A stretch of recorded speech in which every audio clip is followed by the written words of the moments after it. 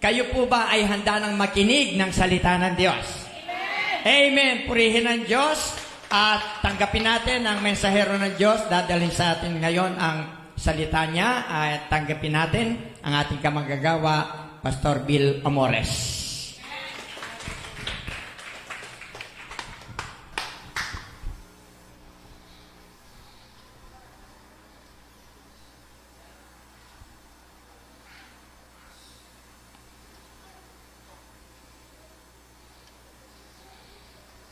Magandang umaga po sa inyong lahat.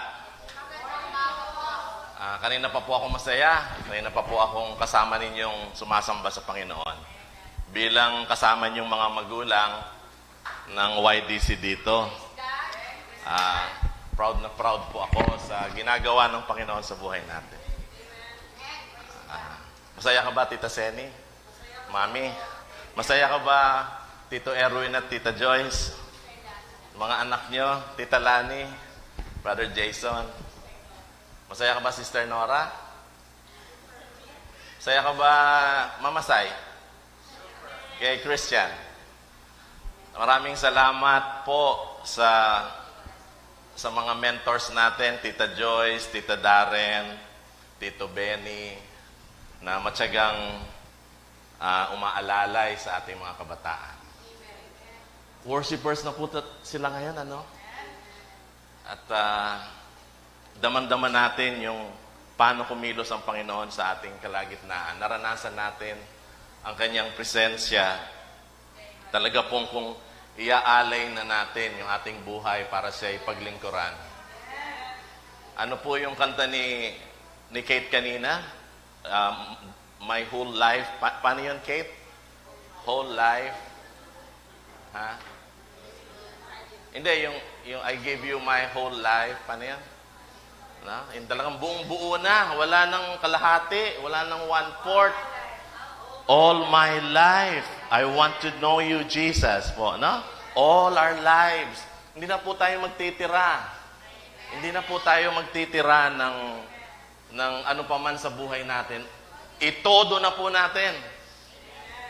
Pagkaloob na po natin lahat-lahat. At lahat-lahat po ipagkakalob din ng Panginoon sa atin. Purihin po ang Panginoon. Na-miss ko si Brother Rudy. Siya dapat yung magpe-pray kanina. Buti ready palagi si Mami. We would like to encourage you. Ito po yung nasa puso ng inyong mga pastor. Lahat tayo. Nakita niyo po, may nagpe-pray na ng for healing kanina. Lahat po tayo gagamitin ng Panginoon. Lahat po, kung ano yung kapangyarihan na nagbuhay nabuhay na muli ang Panginoong Jesucristo, yun din yung kapangyarihang meron tayo ngayon. Hindi lang po yun para sa mga pastor. Para sa lahat po yun. Para sa atin. No? Tayong mga UGF, pag-pray natin yung ating mga anak, ipag-pray po natin yung buhay nila, buong buhay nilang ipagkakalob sa Panginoon. Amen? Napakasaya po kung lahat-lahat tayo, buong pamilya. Pray natin sa linggo, kasama natin si Kuya Dan. Luhuran natin. Samahan natin kung pwede lang, sa babanda yung mapinya. Pag magpe-pray kayo, medyo sa bandang mapinya nyo, ilagay yung kamay nyo po, ano? Pamangkin po siya ng asawa ni Nanay Bioli. Panalangin po natin na isa-isahin natin sila sa panalangin. Alam kong may gagawin ng Panginoon sa ating mga pamilya. Huwag lang masyadong bandang mapinya. Mag-pray kayo bandang baliti rin. Yung sa barangay hall doon. Alam niyo yung barangay hall doon sa Bandaron? Wala pong imposible sa Panginoon. Inawit po natin kanina. Wala pong imposible sa Panginoon. Wala po. Makita lang ni Kapitan si BJ at saka si CJ kanina. Tatawagin niya na rin ng Panginoon dahil apat sila sa pamilya, yung tatlo naglilingkod, sumasamba sa Panginoon. Medyo napag-iiwanan yata siya. So, dalawang kamay po, no? Mapingi at balite. Amen. This whole week? Amen. Amen. Amen. Tsaka na yung sa Pandakaki. Medyo malayo na larating natin. Mexico, Mabalakat. Sa susunod, taga Mabalakat na ba kayo? Ay, magalang pa lang yan, no? Mexico, Arayat. manalangin pa tayo ng mga kaluluwang ating dadalhin sa Panginoon. Amen. Sorry po, medyo emotional ako dahil hindi rin lumaki sa akin yung mga anak ko. Tinuring ko na silang mga anak. At nakikita ko kung paano ginagamit tayong mga magulang para sa buhay. Nakita niyo po yung group chat natin? Aga-aga pa ni Mami Darren, pinagluto na sila ng sopas. Ang aga-aga pa ni Tito Alan.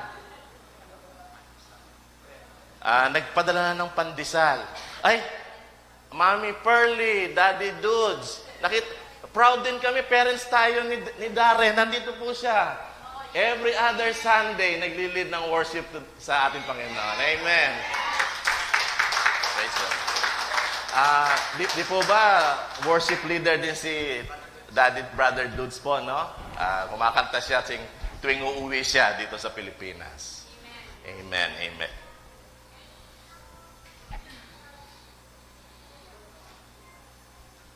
Kung maalala po natin kung paanong tinapos ng ating senior pastor yung mensahe patungkol sa total commitment na tayo'y hinamong lahat to totally commit ourselves sa tawag ng Panginoon, sa nais ng Panginoong ating ginagawa.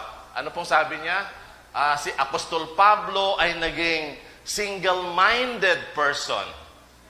No? Hindi siya double-minded person. Paano po ba yung double-minded person? And the most important goal of his life was to tell others about Jesus. At isa po sa mga nakita natin that Paul was the greatest missionary who ever lived. Nakarating siya kahit sa Asia Minor at iba't ibang lugar na kung saan nakapagtayo siya ng mga iglesia. At yung conclusion ng ating mahal na pastor, sabi niya, God is looking for more men and women who focus on that one great task God has given us to do. Ano po ba yung that great one task God has given us? Kaya tayo hindi niya pa kinukuha, kaya hindi niya pa gugunawin ng mundo, nais niya na ang bawat kaluluwa ay magkaroon ng pagkakataon. Na-bless po ako kagabi. Ang daming usapan doon, usapan dito. Nagsishare si pastor, nagsishare siya ng life niya sa mga kabataan, sa mga adults. At isa sa mga narinig kong kwento niya, medically speaking, ang tenga daw pala ang huling mamamatay. Hindi ko po alam yung kagabi ko lang naalaman. Totoo po. Totoo.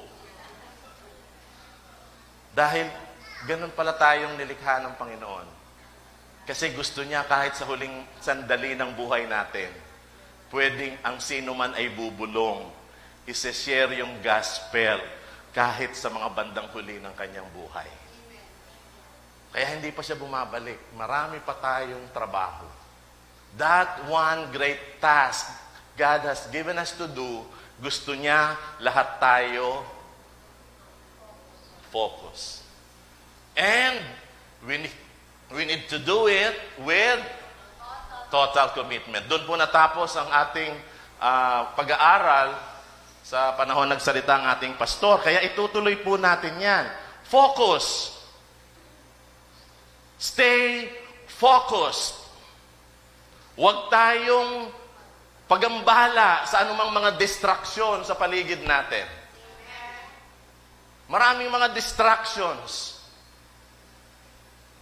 Kinakailangan nakafocus tayo sa nais ipagawa sa atin ng Panginoon. No? Huwag niyo munang isipin yung pinapagawa niya. Katulad ng awitin natin kanina, we want all our lives na maipagkaloob sa Kanya and to know Him more. Kasi habang kinikilala natin siya ng lubos-lubusan, automatic na po yun. Paglilingkuran natin siya. Tama po ba? Habang nauunawaan natin siya, nauunawaan natin ang kalooban niya, nakikilala natin siya ng lubusan, Yun po mismo ang magiging dahilan para paglingkuran natin siya. Alam niyo po ba na ang sarap mag-exhort, mag-encourage ni Sister Joy? Yun pong alam niyo po, sa mga online Bible studies natin, nakikilala na natin, nakikita natin sa ating mga kapatid, lumalago sila. Marunong na silang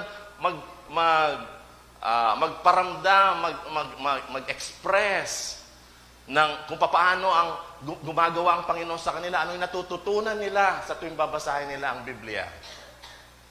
Sabi po ni Sister Gerlet ni Joy, PPM po namin kayo kung ready na kaming mag-share din. Ibig sabihin, may liwanag na sa kabila ng kadiliman. At least PPM sila. Medyo magugulat pa po sila, baka kung i-schedule sila kaagad. Pero sabi ng pastor, sasabihin namin, mag-share din kami. Amen? Focus na tayo. Gawin na, mag-effort na po tayo para makilala at maunawaan natin ang kalooban ng Diyos ng husto-husto. Mahirap po maging Kristiyanong ganyan. Nakaharap sa computer, magtatrabaho, pero ang dami iniisip, hindi siya makapokus. Tama po? Alam ko po, yung multitasking, habang kausap mo yung iyong mga kliyente sa Amerika, tinitignan mo sa computer kung paano mo siya matutulungan. Ito troubleshoot mo yung kanyang problema habang kausap mo siya. Yun po ang multitasking. Isa lang naman talaga ang kanyang ginagawa. Pero tayo bilang mga mananampalataya, i-focus natin ang ating relasyon sa Kanya, yung commitment natin sa Kanya. Stay focused. Sino yung mga nanggagambala sa lalaki na yan? 2 girls. Sino nanggagambala dyan sa babae na yan? Gumagawa ng assignment? 2 boys. Huwag kayong papagambala. Kailangan maging focus tayo. Para sa mga magulang na mga may malilit pang anak,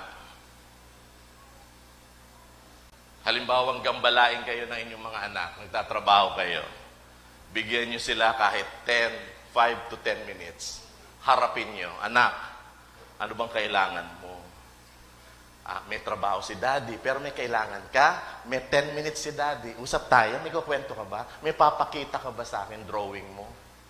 Bigyan nyo sila ng kahit 10 minuto, kahit 3 minuto na nakatingin kayo sa kanya, eyes to eyes, magbigay ng quality time sa kanya. Hindi na kayo gagambalain. Dahil kailangan niya ng atensyon. Kahit saan po tayo, maraming gumagambala. Ano yung ginagawa natin? Gagambalain. Maraming distractions. Sabi ng isang manunulat, yung social media na yan, wala nang nagagawa ang mga tao sa workplace dahil sa social media. Noon, wala pang 5:00, nagme-makeup na yung mga babae sa munisipyo.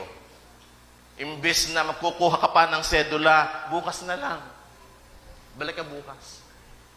Pero ngayon, hindi na po makeup pinagkakabahala nila bago umalis. Social media. People are now distracted. Hindi na sila makafocus. Tingnan nyo nga po kung tama yung kapampangan ko dyan.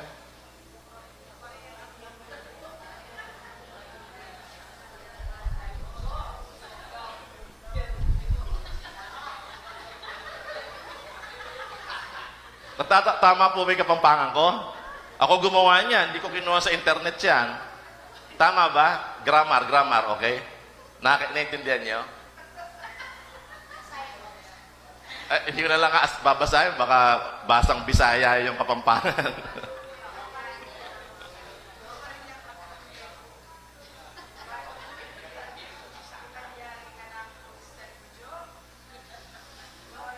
Katrabaho si Mister. Sinong distraction niya? Hindi siya makafocus. Si Joe. Hindi siya makafocus. Nakita niyo po, araw-araw, kailangan natin ng focus, right? We need to stay focused. Pero sa amin dalawa ni Pastor, hindi distraction ng kape. Mas masarap magtrabaho kung may kape. Hindi distraction sa amin ng kape. Mas masarap mag-aral. At pareho po kami ni Kuya Semi eh. Kung mag-aral kami hanggang gabi, hanggang madaling araw, kaya mahihiya tayo pag tatawag tayo sa pastor ng alas 8, alas 9. Tulog pa po kami noon. Pero minsan, pag may schedule, maaga kami, alas 6, alas 7. Kasi po, pag may kape, tahimik ang paligid, walang asawang gumaganon. Ay.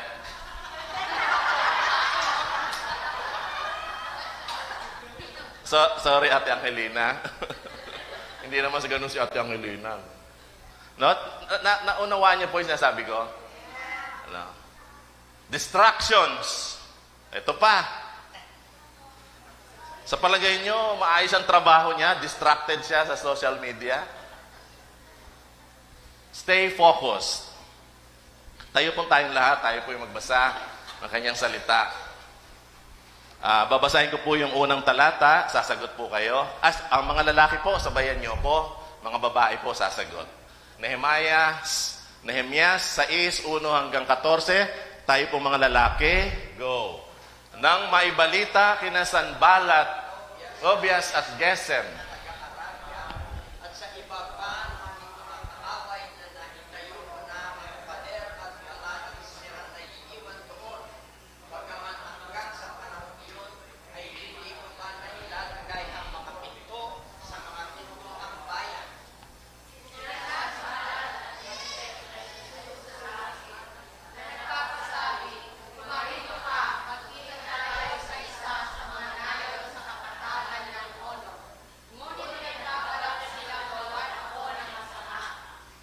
at ako'y nagpadala ng mga sugo sa kanila na nagsasabi, ako'y gumagawa ng isang dakilang gawain at hindi ako makakababa. Bakit kailangang itigil ang gawain habang wala ako ang makababa lamang sa inyo?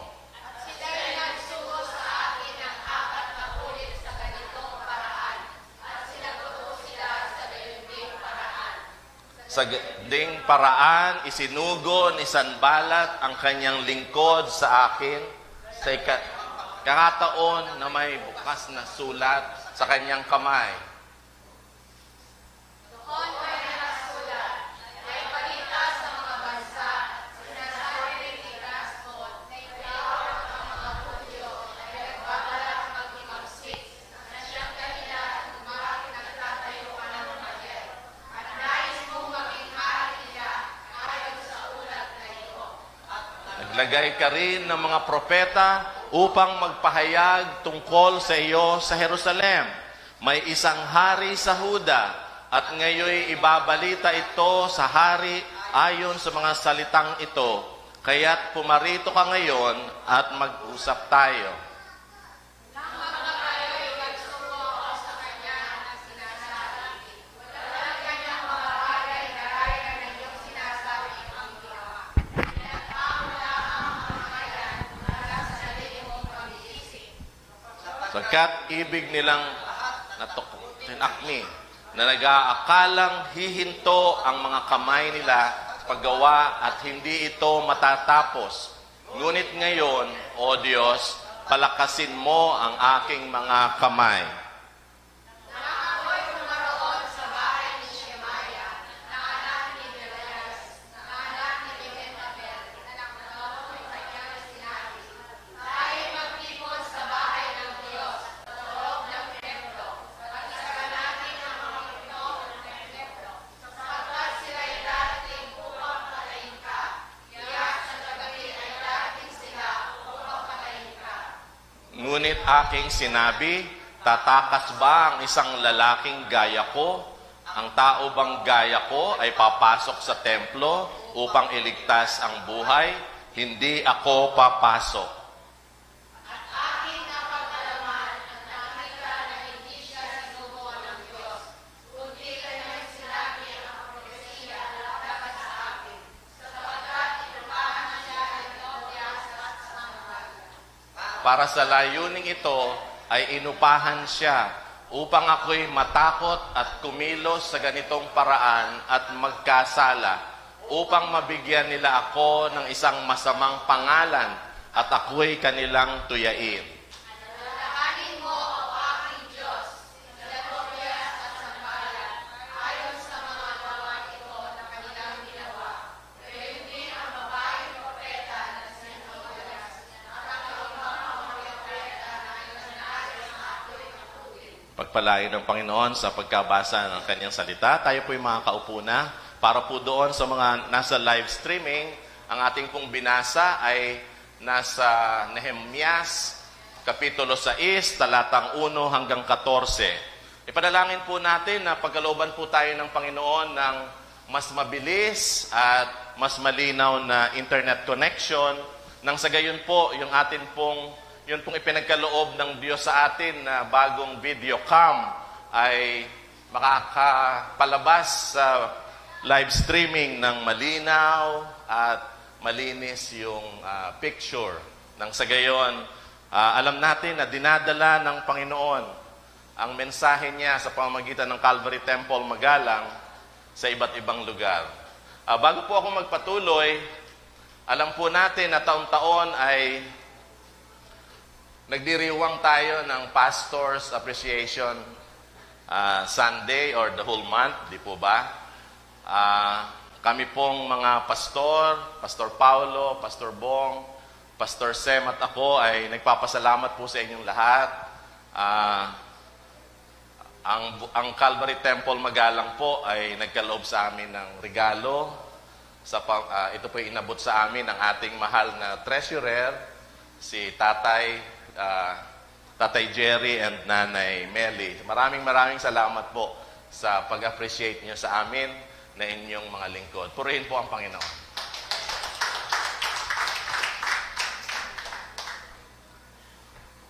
Napapag-alaman po natin, katulad po nung mga pictures na ating tinignan kanina, we struggle today about distractions. Yung mga gumagambala sa mga gawain natin. No? Gusto ba ng isang nanay na siya'y naglalaba at may tawag si tatay at may tawag si anak at hindi siya makapag-concentrate sa kanyang paglalaba? Imbis na matapos niya yung kanyang paglalaba ng 3 oras, inabot siya ng maghapon dahil kung saan-saan siya nakarating, kung sino-sino yung kanyang kinausap, kung sino-sino yung mga bisitang dumating, hindi siya nakapag-stay focused sa kanyang ginagawa. Ito po'y araw-araw nating nararanasan, hindi lang konti, maraming distractions sa commitment, sa buhay natin. At in-address ni Nehemias at niresist niya ang mga distractions na ito. Dahil kung hindi po niya lalabanan ang mga distractions na ito, hindi niya magagawa ang nais ng Diyos na gawin niya, ang misyon niya, ang plano ng Diyos sa pamamagitan ng kanyang buhay. Ilang araw lang po ginawa yung walls of Jerusalem, natapos na. Sa palagay niyo ba, distracted si Noah nung pinapagawa ng Diyos sa kanya ang arko? Pero purihin ng Panginoon, taon ang binilang bago ito natapos. Pero palagay ko, araw-araw maraming distraction sa kanya. Mismong mga anak niya siguro, sabi nung isang anak niya, Daddy, totoo bang may bagyo? Totoo bang may baha? Tapos babawiin ng anak niya, sabihin niya, total, Daddy, kung hindi man mangyari yung baha, maibebenta naman natin itong mga kahoy na to na kinuha natin sa forest. Maraming distractions. Sumusunod na tayo sa Panginoon. Minsan magtatanong tayo, Lord, kung kailan ako sumunod sa iyo, kung kailan ako nag-alay ng buhay sa iyo, bakit hindi ako makafocus, hindi ako makakommit ng husto? Dahil sa mga distractions. Ito pong panahon ni Nehemiah, si Nehemiah po ay isang visionary leader and a man of God. Iniwan niya ang Persya, bumalik siya sa kanyang, kung saan siya ipinanganak, to provide leadership para ma-rebuild ang wall ng Jerusalem na matagal nang isang mga daang-daang taon na ang nakalipas at ito'y wasak at kinakailang. Alam niyo po, bakit templo? Bakit pader? Alam niyo po, ang mga Israelita, magbigay po tayo ng konting background. Mahal ng Diyos ang kanyang piniling bayang Israel. Bakit nagkaroon ng Leviticus? Bakit nagkaroon ng Exodus? Inilabas ng Diyos ang Israel sa bayan ng Ehipto at ginamit niya si Moses. Exodus. Bakit may Leviticus? Ang dahilan kung bakit sila inilabas sa Ehipto para ituro sa kanila kung paano sumamba. Kung babasahin niyo ang Leviticus, ano makita niyo doon? Mga utos, paano masasamba? Ano ba kung mahirap ka, ano ba yung pwede mong ialay sa Diyos? Paano ba papatayin? Ano ba yung katanggap-tanggap na tupa para tanggapin ng Diyos ang iyong sakripisyo? Lahat tungkol sa worship, spiritual life ng Israel. Gustong ayusin ng Diyos ang spiritual life ng Israel. Bakit numbers? Bakit may numbers? Bakit may Deuteronomy? Deuteronomy, dahil, ibig sabihin ng Deuteronomy, pangalawang beses na ibibigay ang 10 utos ng Diyos. Matagal na, nawala na yung iba, namatay na, kailangan ibigay uli. Jot, ibig sabihin, for the second time around. Bakit numbers? Gusto ring ayusin ng Panginoon yung kanilang country life, yung kanilang social life. Census, binilang sila, kaya numbers. Inayos sila ng 12 tribo. Inayos ng Panginoon yung kanilang spiritual na buhay. Inayos ng Panginoon yung kanilang census. At gusto ng Panginoon may templo. Gusto ng Panginoon may pader. Dahil larawan yun ng proteksyon. Larawan yun na gustong ingatan ng Panginoon ang buong bayan. Nakita niyo po kung gaano silang kamahal ng Panginoon? Bawat detalye ng kanyang buhay, kumilos siya para sa Israel. Ito na po yung panahon na si Nehemias ang ginawang leader ng Panginoon upang ma-rebuild muli ang pader ng Jerusalem. At sa Nehemiah 6, makikita po natin na nung panahon na yun, di pa naman po talaga kumpleto. May mga pintuan pang kinakailangang ilagay. Sabi sa verse 2, sina Sanballat at Gesem ay nagsugo sa akin habang hindi pa tapos ang trabaho, may mga pinto pang dapat tapusin, mga gates na dapat tapusin. Sina Sanballat at Gesem ay nagsugo sa akin. Kinukwento niya po yung pangyayari, si Nehemias po ito.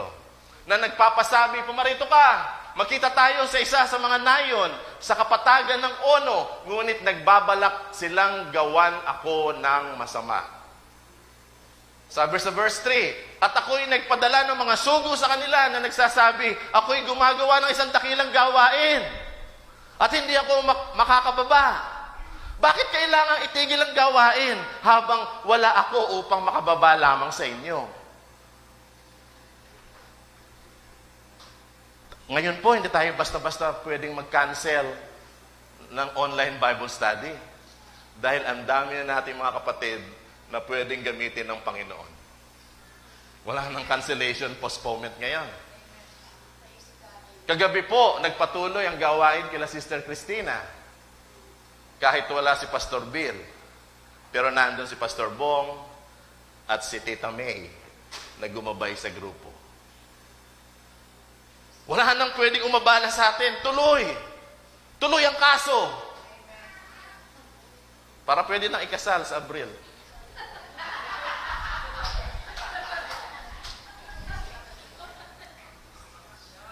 Magtanong na lang po kayo mamaya after the service kung ano ibig sabihin ko noon. Yung mga walang alam. Mamaya, chismis po tayo bago umalis. Dahil ang distraction ay isang tukso. Kapag bumigay tayo sa distraction, ano mangyayari? Pag bumigay tayo sa tukso, ano mangyayari? Distraction is a temptation at kung yung focus natin at yung energy natin, imbes na mapupunta sa pinakamahalagang bagay sa buhay natin, katulad ng paglilingkod sa Panginoon, katulad ng paghahayag ng kanyang salita, kung mapupunta yung focus at energy natin doon sa mga bagay na walang kabuluhan, ano mangyayari sa atin? Masa-sidetrack tayo. Nagpadala tayo sa tukso. Kung madidistract tayo ng ibang mga bagay, hindi tayo makaka-focus sa ating Panginoon. Ano po mangyayari? When distractions present themselves, nangyayari ito araw-araw tulad ng sinabi ko kanina. Papaano tayo magre-react sa mga distractions? Papaano tayo re-responde sa tukso na to? Nehemiah had focused that refused distraction and compromise. Talagang naging matibay siya, matatag siya, hindi siya nagpa-distract si Nehemias bilang isang leader na siya ang leader para maitayo muli ang pader. Walang sinabing distraction sa kanya. Meron pong 3 distractions. Yung mga 3 gagambala sa focus natin sa Panginoon. Una, yung pagiging osyosera.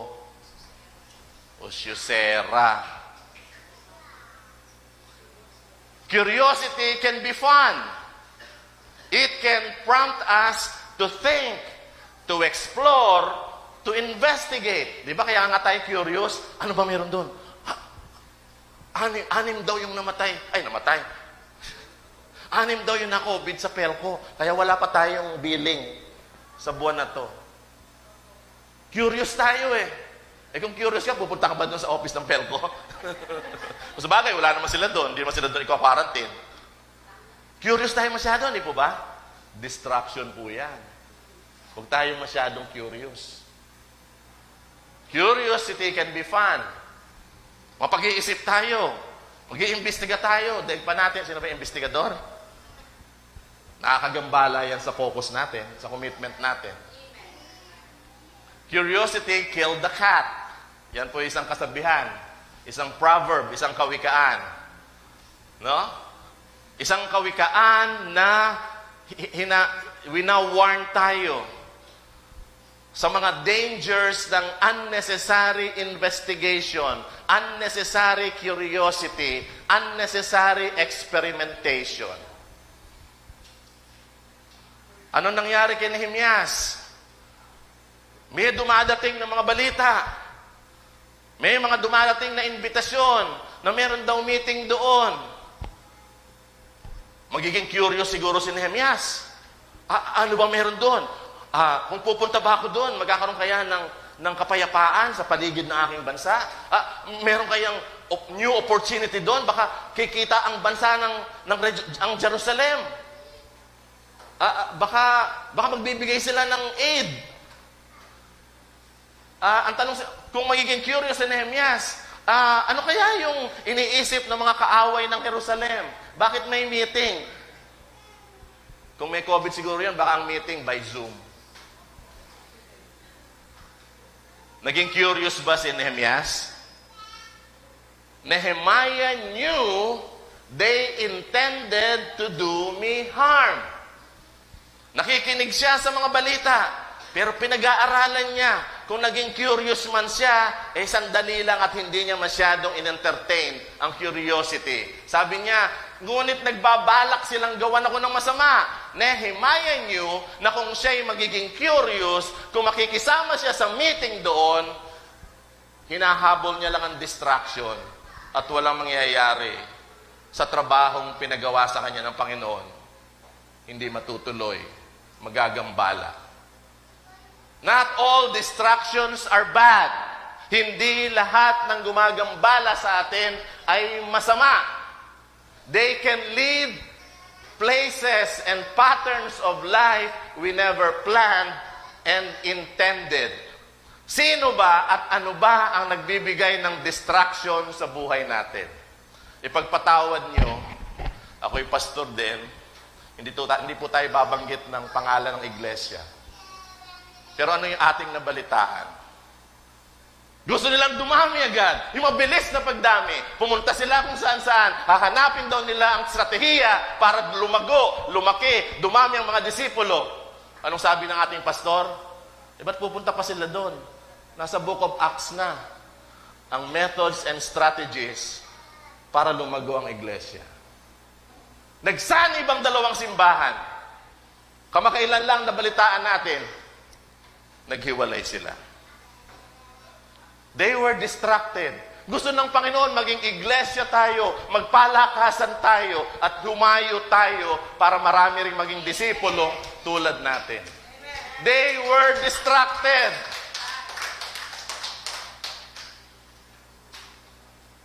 Wala po akong masasabi tungkol sa kanilang programang sinunod. Si Jesus din ang kanilang inihahayag. Wala pong problema.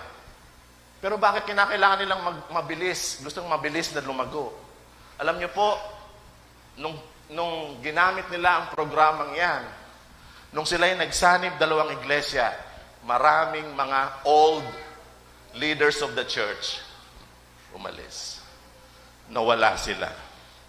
Nakausap pa kamakailan ni pastor, yung isa sa mga pastor nila, na nagpagupit si pastor, matagal na silang umalis sa grupo.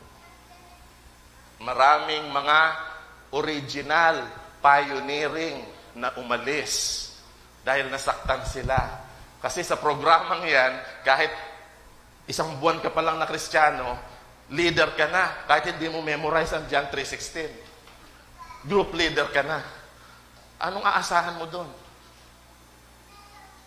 Nawalan ng kabuluhan yung mga leaders. Kaya umalis sila. Naitsapuera sila. Dahil excited sila, na-distracted sila. Ano pa nangyari? Pumasok pa sila sa mga, bota kayo na. Na-distracted na naman for the second time around. Ano nangyari? Naging leader ba siya ng munisipyo? Sabi ng Diyos sa kanya, naging leader siya ng munisipyo. This is only to give you an example. Ayaw natin bilang isang iglesia na ma-distract tayo.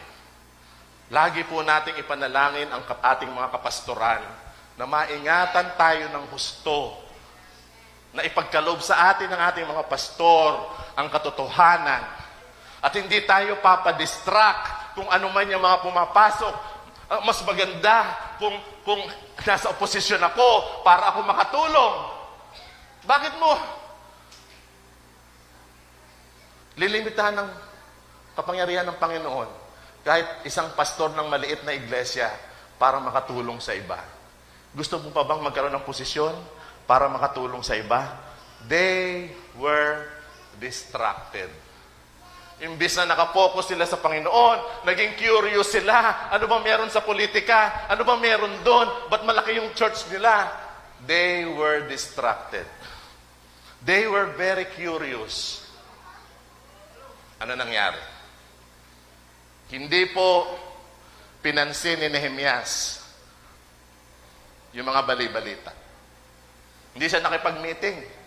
5 beses na, may dala-dala pang bukas na sulat. 4 na beses siyang pinupuntahan ng mga tao. Meeting tayo doon. Hindi po siya nakipag-meeting. Bakit ako bababa dito? May trabaho Panginoon pinapagawa sa akin dito.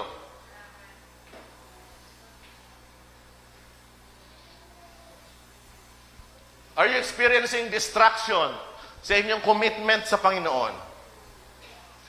Guard against allowing curiosity and the time-consuming distractions to overtake you. Pastor Bong, ano nangyayari pag merong disgrasya sa highway? Lahat ng tao curious. Ano nangyayari? Distracted ang traffic. Bumabagal ang traffic. Paano? Lahat ng tao, kung hindi bababa, hindi gigilid yung sasakyan, ano nangyari? Sino ba may kasalanan? Patay ba? Patay? Ilan ang patay? Distractions. Dahil curious. Pangalawa, ano yung pangalawang distraction? Sino yung may mga masamang loob dahil pinupuna sila? Yung babaeng yan, 10 taon na yan, taga-Calvary, pero tingnan mo yung buhay, hanggang ngayon, ganyan pa rin. Criticism lang po yun. Never give up. Never allow criticism to overtake you. Dinidistract lang po kayo sa inyong buhay, pananampalataya. Mag-focus po tayo. Iwaksi ang kritisismo. Ano ba sinasabi nila sa atin? Mga borbolen daw tayo? Is criticism stealing your focus? And is criticism providing a distraction sa buhay mo at sa iyong commitment sa Panginoon?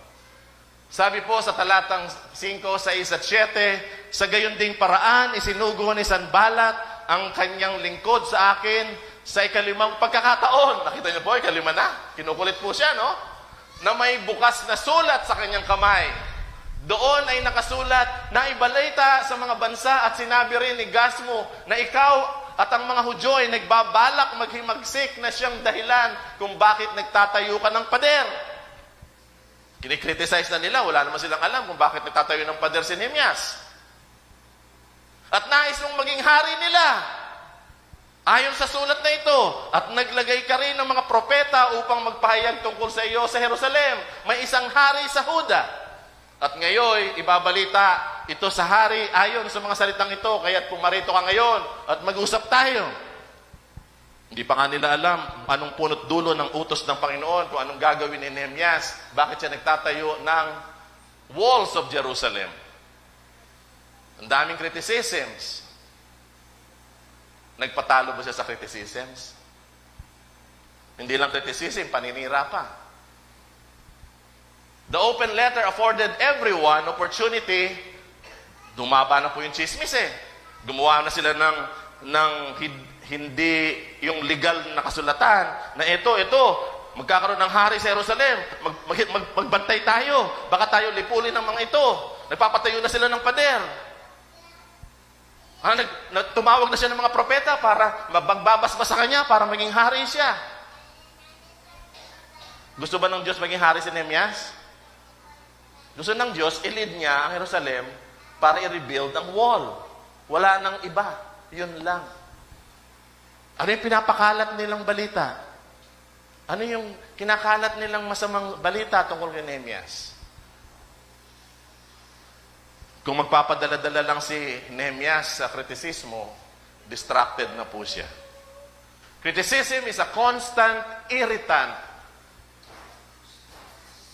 Maiirita tayo sa mga pumupuna at puna sa atin. Tama? Maganda sana kung yung puna ay maganda. Patulad ni Sister Baby, ang ganda ng damit niya, ang ganda ng buhok niya ngayon. Magandang kritisismo yun. Hindi tayo maapektuhan dyan.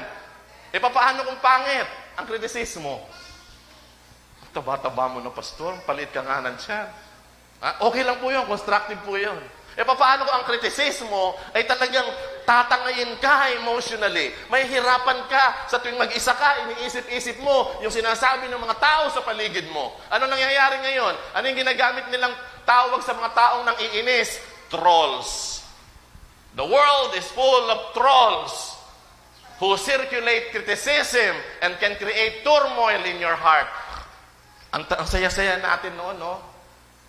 Ilan yung nung nag-survey kay Duterte, ilan yung satisfaction? 90 plus? No? Pero mismong Vice President ay kinakalaban siya sa kanyang mga ginagawa ngayong pandemic. Ang daming kritisismo kay Duterte, hindi po ba? Kung magpapatalo sa kritisismo si Duterte, wala mangyayari sa atin. People with wrong motives, ito yung mga hindi lang minsan, ito yung palaging problema natin. Tinatanong nila, ano ba yung motibo natin sa ating ginagawa? Kasi may wrong motive sila. Pero si Nehemias, pinili niya ang focus rather than fighting. This is especially wise in a world where social media creates drain and distraction for all of us. Marami nang nasirang buhay dahil sa social media. Maraming nawalan ng trabaho dahil inistorbo sila, ginambala sila ng social media. Hindi na sila nakafocus. Nehemiah dismissed his critics. Nung hindi niya pinansin yung mga kritisismo sa kanyang buhay, pinagkaloob niya sa Diyos yung mga distractions na ito. Anong sabi sa verses 8 and 9? Walang ganyang mga bagay na gaya ng iyong sinasabi ang ginawa. Hindi totoo yung mga sinasabi mo. Nanano ka. Para ka mong sasabihan. Totoo.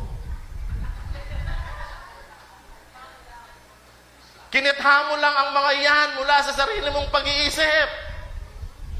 Ngunit ngayon, O Diyos, palakasin mo ang aking mga kamay. Gamit nila yung kamay nila para ma-rebuild ang walls. Lord, bahala ka na sa mga kritisismo. Lord, palakasin mo yung mga kamay ko. May assignment ako sa iyo. Meron akong commitment sa iyo. Tulungan mo akong nakafocus. Lumayas ka, distraction.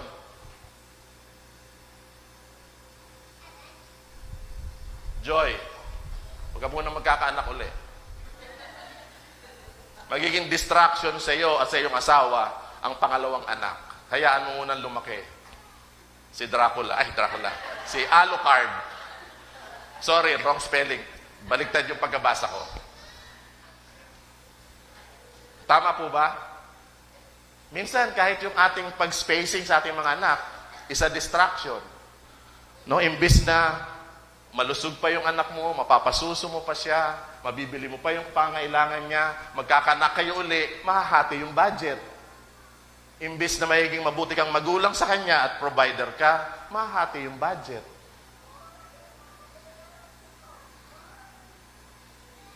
Tama po? Palakasin tayo ng Panginoon. Palakas lang tayo sa Panginoon pag may mga distractions. Pangatlo po, yung mga kabigatan, mga responsibilidad natin, distraction din po yan. No? Paano kung makaka-church? Wala akong pamasahe. Hindi na ngayon. Paano ko makabigay ng tithes? Walang trabaho. Hindi, huwag ka mag-tithes. Wala kang trabaho eh. Yung tinataysan, yung natatanggap mo. Kaya yung mga nagtitinda dyan ng leche plan, kung meron kayong 10 pisong kita sa 3 lyanera ng leche plan, itabi niyo yung piso. Yun ang tithes. Hindi naman palakihan ng tithes eh. 10% lang hinihingi ni Lord. Kaya pag kumita kayo ng 100, binigyan ka si Alina ng 100 bukas para pag merienda mo, tabi mo yung 10 piso. Lagay mo dito sa Sunday. Yun lang naman ang tithes. Mag-umpisa tayo sa maliit. Hindi naman kailangan malaki ka agad. Kung walang trabaho, edi wala. Kung naibenta mo yung mga talong mo, kung kumita ka ng 10 piso, bigyan mo kay Lord yung piso. Masama ba yun? Minsan, pati yung mga kabigatin natin, Lord, paano nang bayad pa ang kuryente, yung tubig pa, yung utang ko pa kaya, yung kukumari ko, naniningil na. Yung mga cares natin, yung mga responsibilities natin, distraction yan para sundin natin ang Panginoon. Pero kung unahin natin yung tithes, may share ako sa inyo. Etong birthday ko, itong buwan ng Oktubre, alam niyo kung magkano natanggap ko? Mga regalo, abroad, Pilipinas. Papasilip natin kay Nanay Nanay Meli. May iniwala kayo? 3,750 ang 10% na binalik ko kay Lord. Ibig sabihin, naka-receive ako ng blessing from the Lord. Huwag kayong mangutang wala na, naipamigay na rin. 33,750.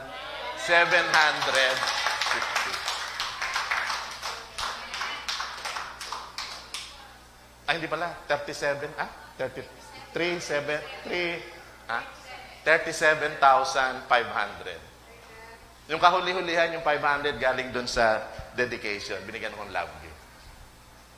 Yung 50 pesos. Huwag po tayong pa-distract. Huwag din kayo titingin ng ganyan sa akin. Wala na po, pinamigay ko na rin. Sabi ni Lord, disipulo ako ni Simeon eh. Pagdating sa kamay niya, binibigay niya rin eh. Dapat ako ganun din. Dapat kayo ganun din. 30 years nang pinaghihirapan tayo ni Pastor. 30 years na siyang pastor dito. Dapat yung ginagawa niya, yung tinuturo niya, nasa puso na rin natin. Para palaguin tayo ni Lord. Para lumago tayo. Para basbas at pagpalain tayo ni Lord. Care. Criticism. Curiosity. Yung mga cares of life natin will overwhelm us. Madadaig tayo ng mga pangailangan natin, yung mga kabalisahan natin, yung mga responsibilidad natin. Imbis na nakafocus tayo sa pagmamahal, paglilingkod, commitment natin kay Lord, nadidistract tayo ng mga pangabagay na ito. Nehemiah could have easily diverted all of his energies para sabihin niya, leader ako, kinakailangan ingatan ko yung sarili ko, kinakailangan ma-preserve yung leadership ko dito sa Jerusalem. But he refused. Sabi niya, I feared the Lord, I trusted the Lord rather than men. Nehemiah was challenged para pumunta sa templo, para doon siya tumakbo at gawin niyang sanktuaryo ang templo para hindi siya patayin.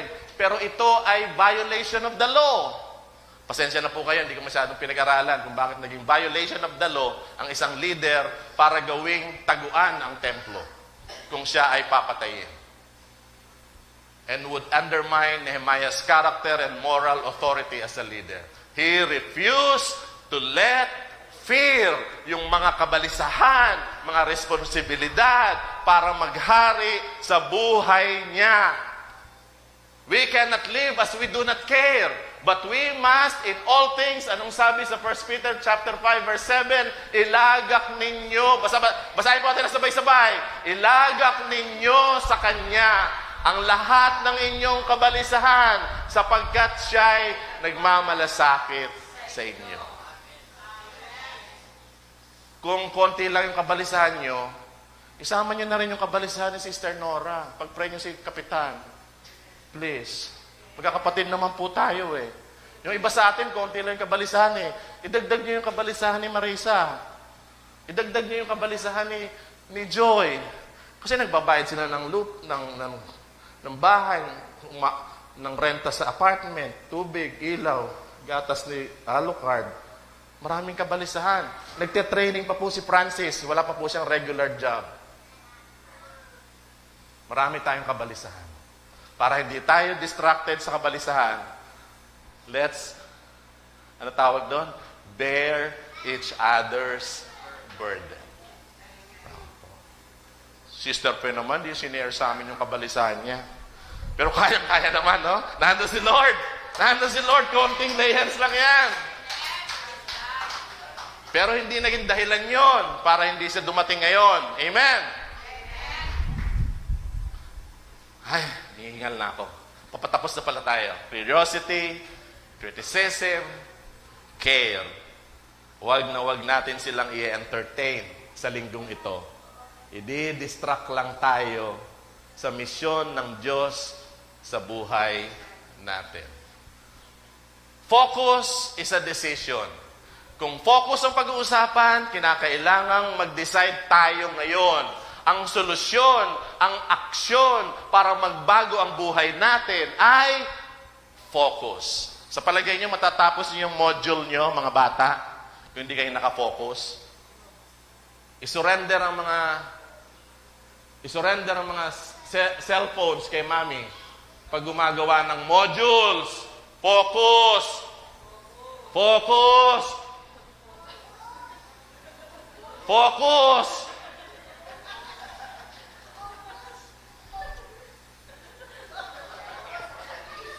Focus is the key. Ano sabi doon? Focus is the key to living well and finishing well. Pag-pray din natin si Ka-August, si kapatid na Augusto, na mag-focus siya. Ano? Kapatid, mahal na mahal kita, miss na kita. Na sana mag-focus siya kay Lord yung business niya, kay Lord yung pagtuturo niya, kay Lord si Annalyn, kay Lord, Annalyn niya, kay Lord si Soksok, kay Lord yung yelohan niya. Nang sa gayon, walang distraction. Makapaglingkod si Brother August, kasama natin.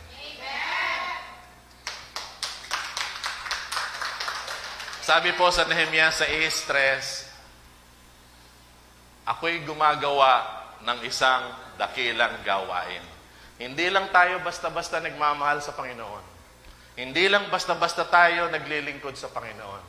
Hindi lang basta-basta tayo naghahayag ng kanyang salita. Hindi lang basta-basta tayo umiiyak sa Panginoon, Panginoon, patawarin mo kami sa aming mga kasalanan. Nawa ang bagay na ito, ang maging sitwasyon para bumalik siya, magbalik loob siya sa Panginoon at makasama ko na siya sa pananampalataya.